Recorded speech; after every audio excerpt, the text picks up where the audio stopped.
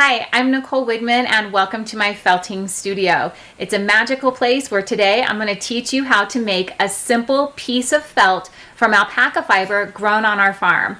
My husband and I raise a herd of over 60 alpacas off-grid in northern Arizona. We harvest the alpaca fiber every single spring and I hand process it myself and transform it into beautiful wearable art through the ancient primitive technique known as wet felting. Wet felting offers the maker infinite creative potential. You can literally make anything that you can imagine from felt, like beautiful hats like this, beautiful purses like this, scarves, beanies, shoes, vests, ponchos, everything that you see in here was made through this exact same process. So the technique that I teach you today can be applied to countless projects. Let's get started. Since we have an abundance of fiber available on our farm, I have experimented with many different tools, many different ways of making felt. So in this video today, I'm going to show you my preferred method, but just know that you can improvise and replace supplies and tools with anything that you have on hand and available at home. I've got a boot tray here. I like to use this as my felting workstation, but you can always create your own waterproof surface by putting down a plastic bag or a tarp or even a towel.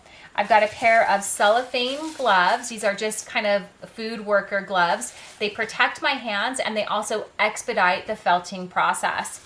I have a Tupperware bowl here for water. I've got some warm water in the kettle and a towel and olive oil soap. You can use any kind of soap that you have, but olive oil soap is better for your hands. So I've got my alpaca fiber here and I'm just going to rip a nice thin strip and set the rest to the side. I'm going to felt directly onto this boot tray, separating this alpaca fiber one more time, making it a little bit smaller. And I'm going to start by just creating the outline. As I lay the fiber down, I hold it with my hand and then pull it out, overlapping each tuft on top of the previous one.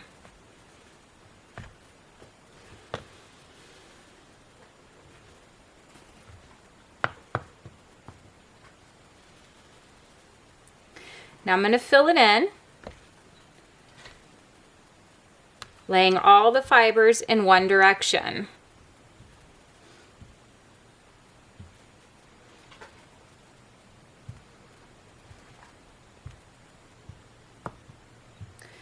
I'm going to check it and see if I feel any thin spots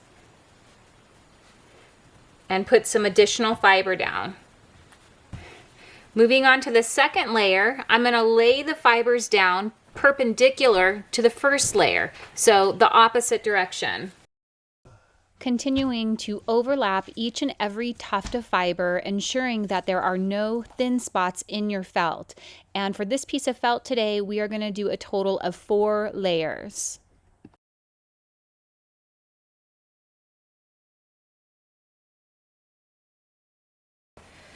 Laying down the third layer now, sticking with the same pattern, so in the opposite direction. So this layer is going down in the same direction as the first layer did.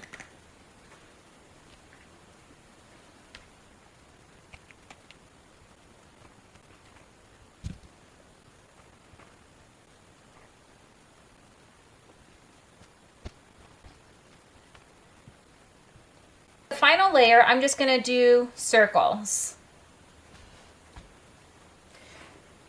This pattern may or may not be visible at the end of the felting process. It'll depend on how the colors mesh and merge together. When you do circles like this, oftentimes they can end up looking like spirals. So you can experiment with laying your fiber down in different directions and see what happens. Now, the directions that you lay the fiber down will also affect shrinkage and how that fiber or the directions the fiber shrinks in.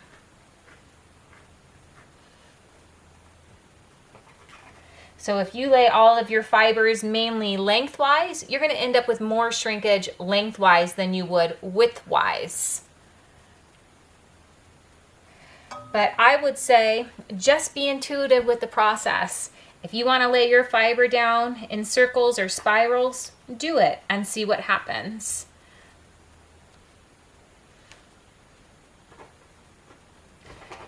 I'm going to feel for some thin spots here. And I don't feel any, but you know, I think I'm gonna grab another color of fiber and do a contrasting color. Here's just a handful of fiber that I grabbed from a bag. It's not carded, so that's gonna felt a little bit differently. So I'm just gonna add some pieces of uncarded fiber here to my circle design.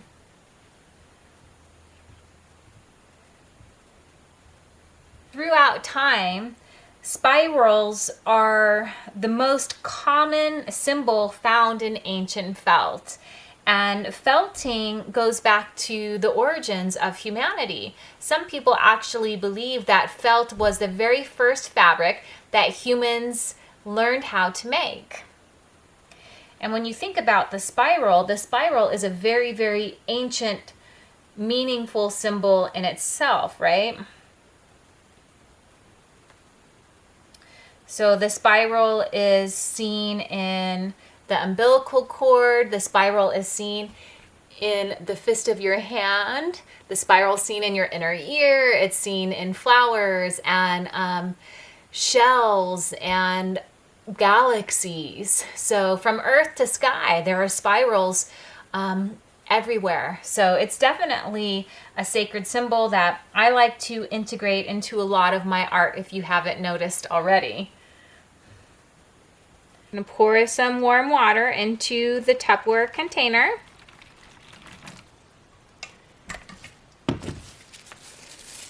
And put on my gloves. I just lightly start felting it. I dip my hands in the water, add a little bit of soap, and gently press down with just gentle friction, gentle undulation.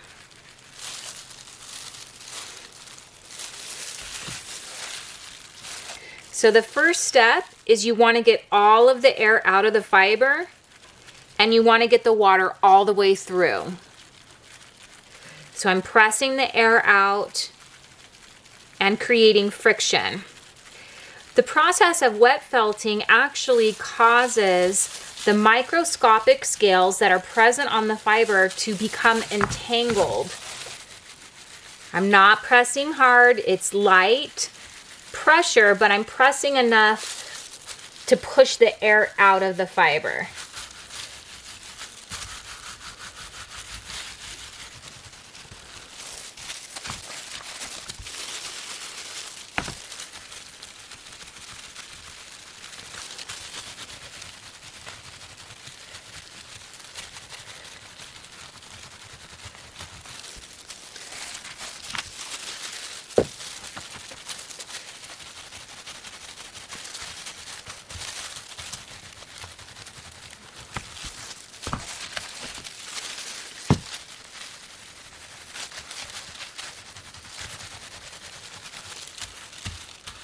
Now this is pretty soapy, it's pretty wet. I need to get rid of some of this water by pressing my towel right on top of it, using my body weight to force the towel to absorb some of that soapy water.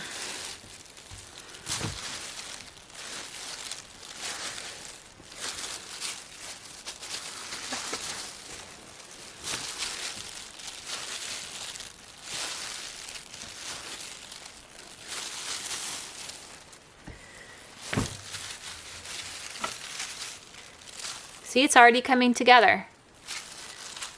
As needed, I dip my hands in the water, I get a little bit more soap, and I continue the same process. And you'll be able to tell, you'll see it and you'll feel it felting more and more as you go throughout the process.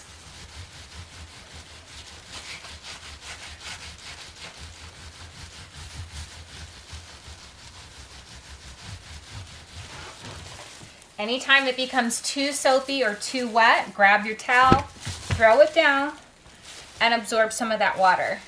And then let's flip it over again. We've been working on the second side now for a little bit. Back to the first side.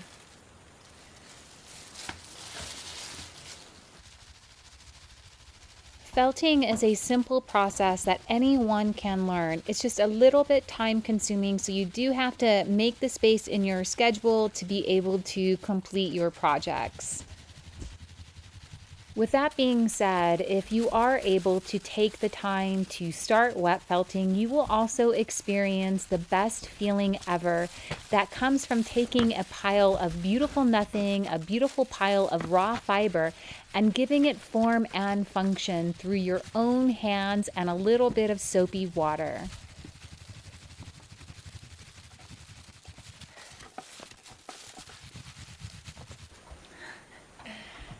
I have bottle lambs that I'm actually raising inside the house right now, so they're kind of getting into trouble down here by my feet, and that's what I was just doing.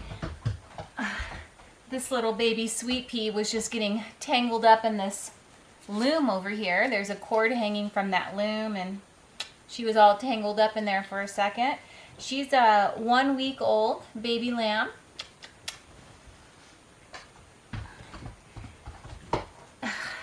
And here is Buttercup. She's a 2 week old baby lamb. These are my little house lambs that I'm raising inside because we've had some really cold weather lately. We've gotten about 10 inches of snow in the last week or so, and just really freezing temperatures, like single digits in the morning when we wake up. And lambs have a hard time maintaining their body temperature, so it's really important that they stay warm and protected. Now, back to our felting. We're going to do some rolling now. So we've got a pretty good piece of felt. It's absolutely beautiful, primitive luxury, as I like to say. Now I'll lay the piece of felt in the towel and roll it.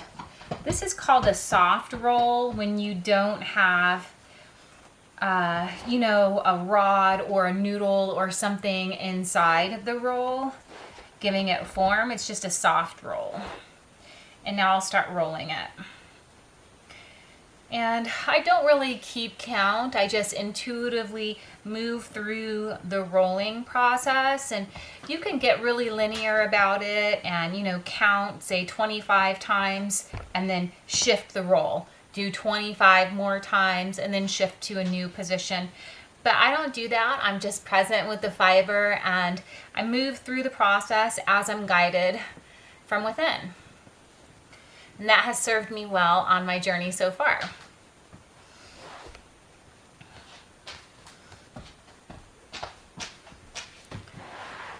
Unroll it and see how it's looking.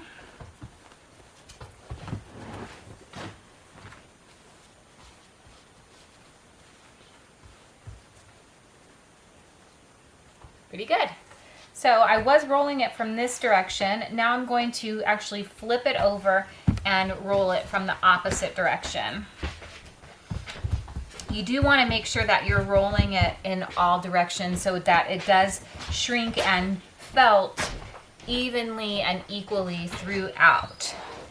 Otherwise, you might get some areas that didn't felt as well as the other areas, which then would be less durable. Now, the more time you spend felting your items, the more firm and durable they're going to become. So you've got to really start with a pretty large template if you're going to make something strong and durable, like a hat or shoes or something like that. A lot of professional felters say to start with 30% shrinkage, but really you can go up to 60%, meaning you make your item 60% larger than what you want the size to be at the end of the process, so that you can really spend the time shrinking that piece of felt down so that it becomes firm and durable. I'll show you an example of what I'm talking about. Here's a basket that I made that started out quite large, and then I felted it down into the size. It's very durable, it's thick, it's strong, and we're actually making this in a community workshop in a few weeks. This is a felt foraging basket, 100% alpaca, but I wanted it to be firm and durable, so I made a much bigger basket to begin with, so that it had the space to shrink and get strong and shrink and get strong. And then an opposite of that example would be these wall hangings. I don't shrink them down that much. They don't need to be as durable as a basket or a shoe or a hat, right? Because they're just hanging on the wall. They do still need to be durable enough to last and hold their shape on the wall, but I shrink these much less than I would shrink down an item that I want to be really strong. And you can see that these are soft and they have drape. They're not holding a shape like the basket. So to test your felt, you can pull on it and kind of gauge where you are in the process. The pre-felt is still going to stretch and kind of pull apart. We don't want that. We want it to be felted more. This does need to do a little bit more. I'm going to add some soapy water to it.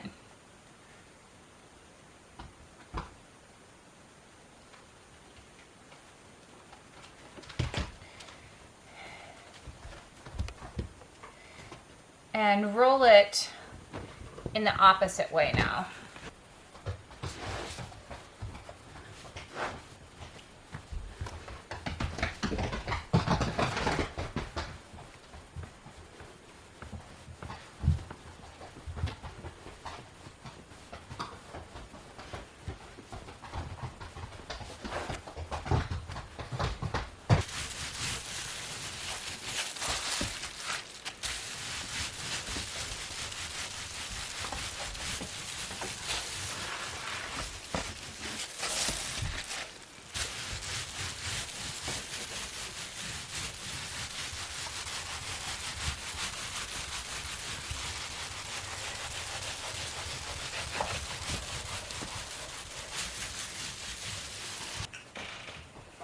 Here is our beautiful piece of felted alpaca.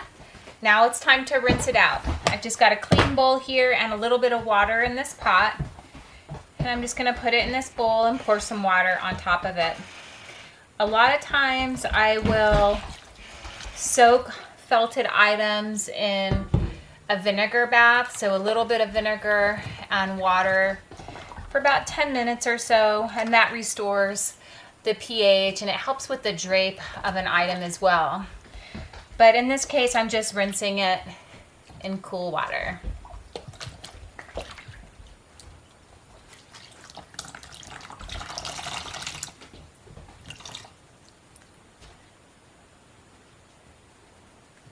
There it is. Super soft, super beautiful, one-of-a-kind piece of felt. The process is abstract, so it can never be duplicated. It can never be replicated.